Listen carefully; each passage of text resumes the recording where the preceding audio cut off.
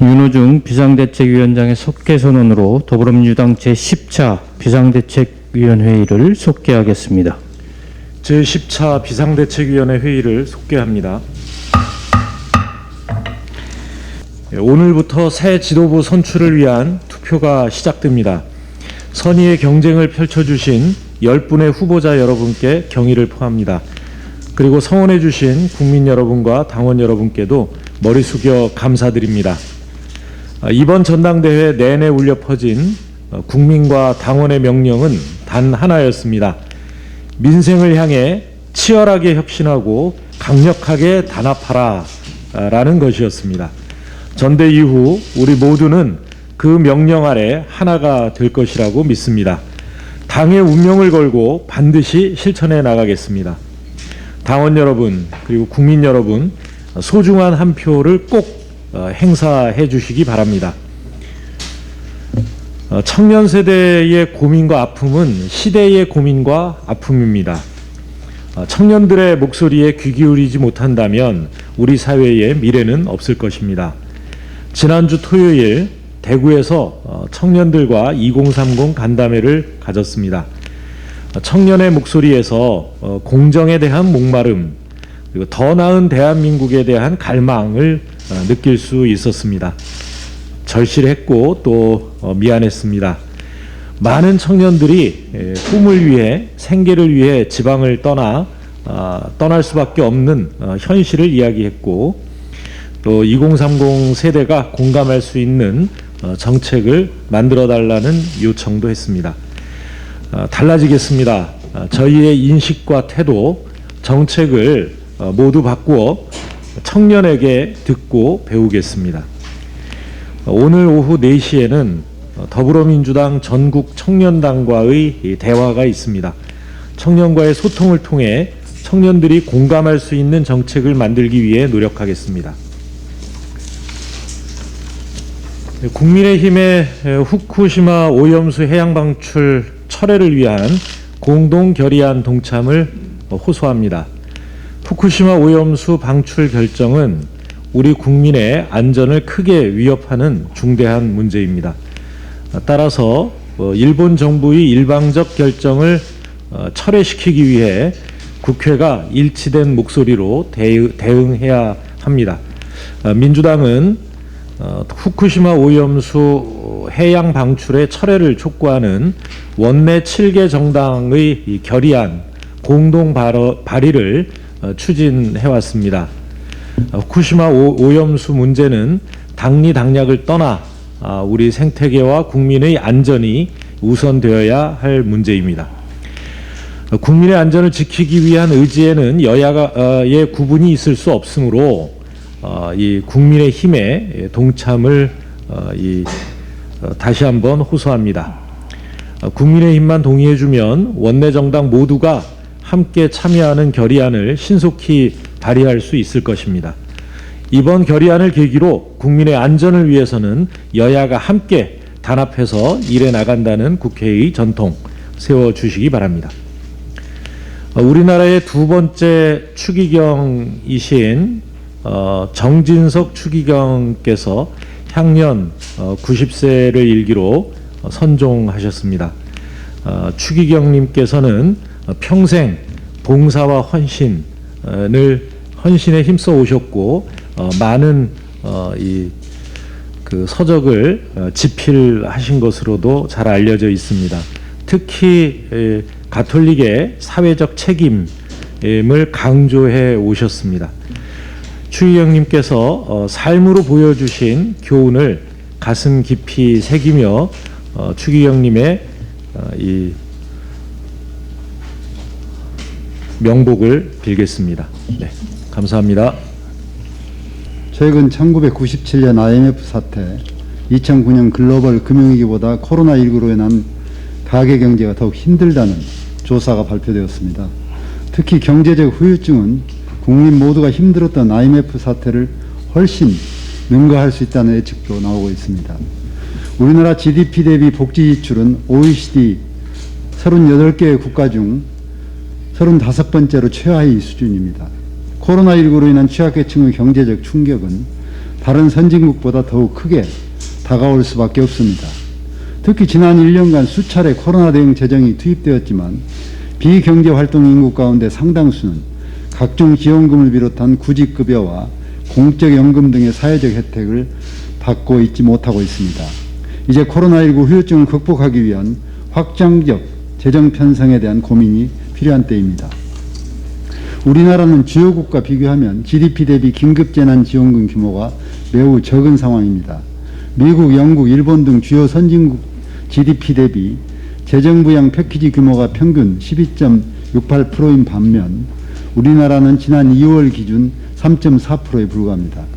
지난달 미국 바이든 대통령은 우리 돈 2,152조 7천억 원에 달하는 코로나19 경기 부양 법안에 서명했습니다. 해당 정책으로 미국 국민은 성인 1인당 1,400달러의 재난지원금을 받을 수 있게 되었습니다.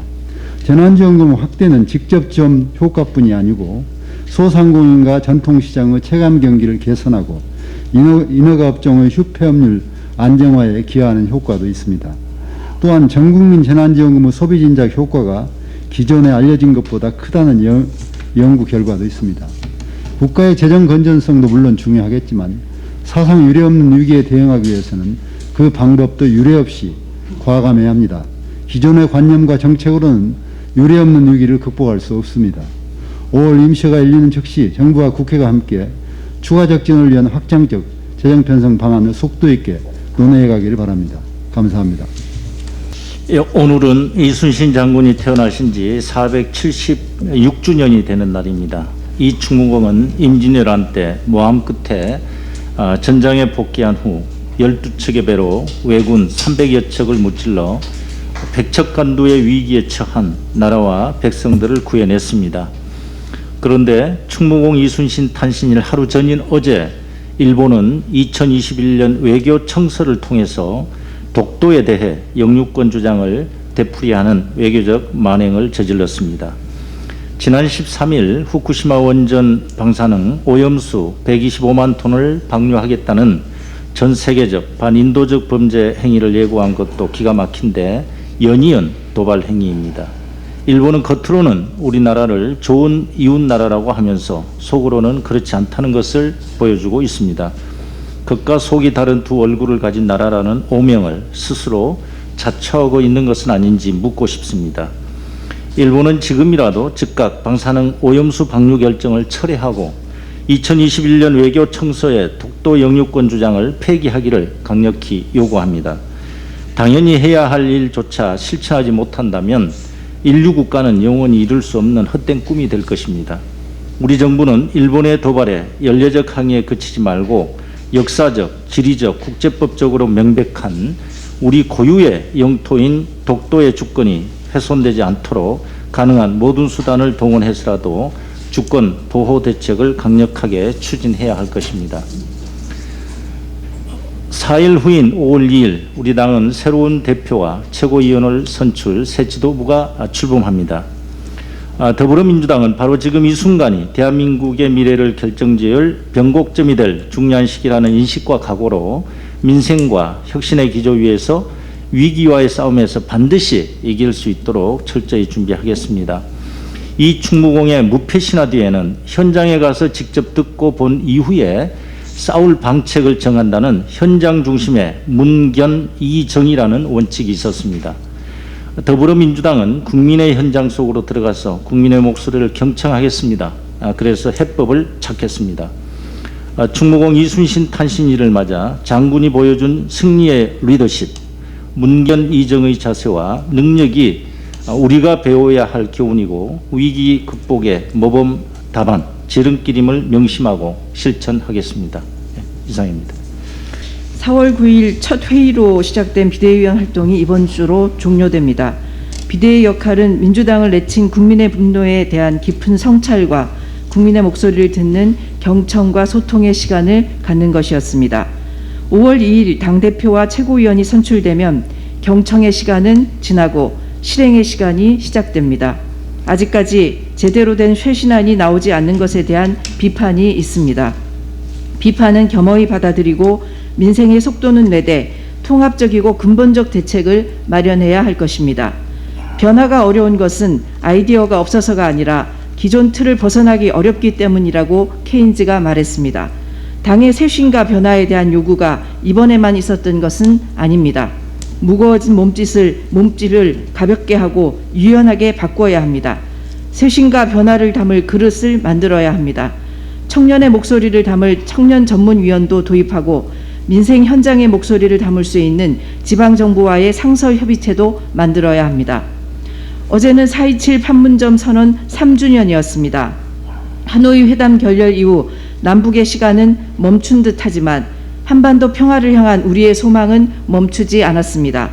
남북 교류 협력에 관한 법률의 개정으로 지방정부도 교류 협력의 주체가 될 수 있고 현재 38개 지방정부가 보건의료 협력사업, 산림협력사업, 농축수산물 협력사업 등 남과 북 지방정부가 상생할 수 있는 협력사업을 추진하기 위해 준비하고 있습니다. 어떤 상황에서도 흔들리지 않는 남북 협력사업으로 평화, 번영의 새로운 물꼬를 만들기 위해 당정의 적극적 협력 지원이 필요합니다. 4월 21일 지구의 날 40여 개국 정상들이 모여 세계기후정상회의를 개최했습니다. 세계기후정상회의는 온실가스 감축 목표를 2010년 대비 미국 49%, EU 46%, 일본 42%, 캐나다 41% 등 IPCC 공고안에 근접해 있습니다. 한국도 11월에 열리는 COP26에서는 감축 목표를 밝혀야 하고 지금 추진 중인 유럽과 미국의 탄소 국경 조정 제도는 무역 의존도가 높은 한국에게 코로나보다 더 무서운 충격을 안겨줄 것입니다. 정부는 서둘러 온실가스 감축 목표를 정하고 이를 추진하기 위한 제도 기반을 구축하고 이 과정에서 지방정부와의 구체적 협력과 소통 채널도 만들어야 합니다. 시간이 많지 않습니다. 탄소중립기본법 제정 등 국회와 당이 더 적극적으로 움직여야 합니다. 고맙습니다.